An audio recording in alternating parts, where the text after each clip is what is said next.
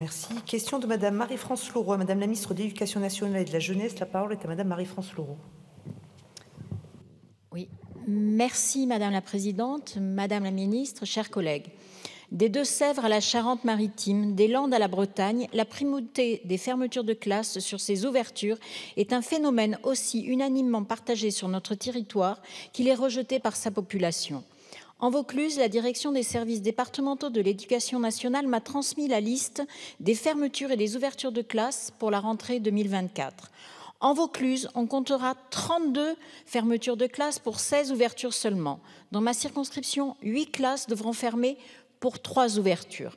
Si je conçois que nous faisions face à un alarmant recul démographique, qu'il faut sans doute lier au recul considérable des politiques familiales nationales, la fermeture de tant de classes risque d'engendrer des problèmes multiples.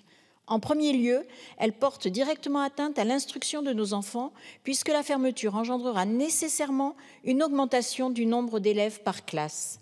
Cette perspective est également délicate pour les professeurs qui doivent faire face à un nombre de plus en plus important d'élèves et qui ne peuvent s'attacher aux cas particuliers, comme les élèves en difficulté ou les enfants atteints de handicap qui pourraient avoir besoin d'une aide plus soutenue. Dans certaines villes, et notamment à Orange, où un grand nombre de militaires et leurs familles vont venir s'implanter dès l'année prochaine, une demande plus forte de places dans les écoles va se faire ressentir. Pourquoi alors prévoir la fermeture de 2 classes dans cette ville ? Madame la Ministre, pour les territoires les moins peuplés de nos circonscriptions, la fermeture d'une classe ou d'une école signe bien souvent le déclin ou la mort d'un village.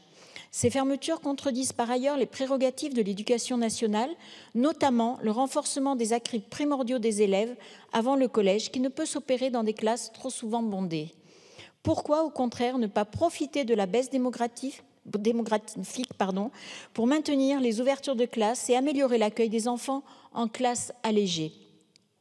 Quelle alternative entendez-vous proposer aux familles qui voient les classes de leurs enfants être frappées de fermeture?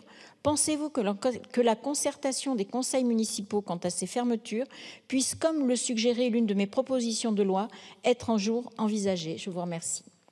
Je vous remercie. La parole est à Madame la Ministre déléguée chargée des personnes âgées et des personnes handicapées. Merci bien Madame la Présidente. Madame la députée Marie-France Laureau, nous connaissons toute la sensibilité qu'impliquent les modifications de la carte scolaire.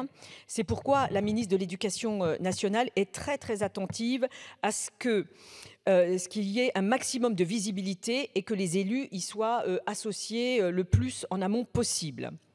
Dans un contexte de baisse démographique, et vous l'avez dit dans le Vaucluse, avec tout de même 2179 élèves de moins, ce qui correspond à moins 4,2% des effectifs dans les écoles publiques du premier degré entre la rentrée 2017 et 2023, le taux d'encadrement dans votre département, Madame la députée, mesuré par le ratio donnant